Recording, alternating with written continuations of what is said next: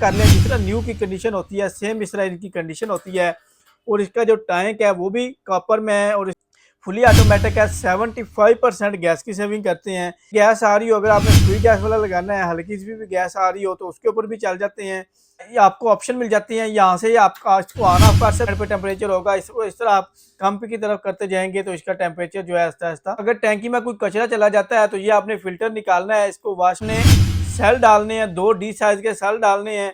Auto electric rod मिल जाएगा जो पानी गर्म करने के लिए यूज होता है।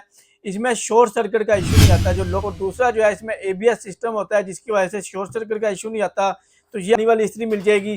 कपड़ों को, कॉटन के जो कपड़े होते हैं, लट्ठे के होते हैं, और इसको ओपन करेंगे, यहाँ से आपने पानी डालना है और यहाँ से इसका फ्लो कम ज़्यादा कर सकते हैं। और यहाँ से इसका जो है यूक्रेन ब्रांड की है, जर्मनी के लिए बनी हुई है और सिरामिक कोटिंग में है, कपड़े को जलाएगी नहीं।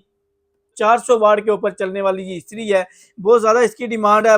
नाई, ओसाका, टोक्यो, टोगैस मुख्तलिफ मॉडल मिल जाएंगे। मुख्तलिफ ऑक्सीजन सेंसर, अगर रूम में ऑक्सीजन कम होती है जो आम इंसान को चाहिए होती है तो ये ऑटो बंद हो जाएगा, तो आप ऑन ऑफ कर सकते हैं। चाइल्ड प्रोटेक्शन लॉक का ऑप्शन है और इसके अलावा यहाँ से इसको आप टेम्परेचर कम ज़्यादा कर सकते हैं। नाइट मोड, मॉर्निंग मोड का ऑप्शन लगा सकते हैं। तो आप चाइल्ड प्रोटेक्शन लॉक ख़त्म नहीं करेंगे।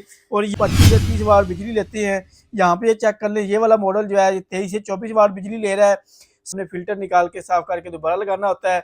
और यहाँ 1700 BTU इसकी जो है हीटिंग कैपेसिटी है।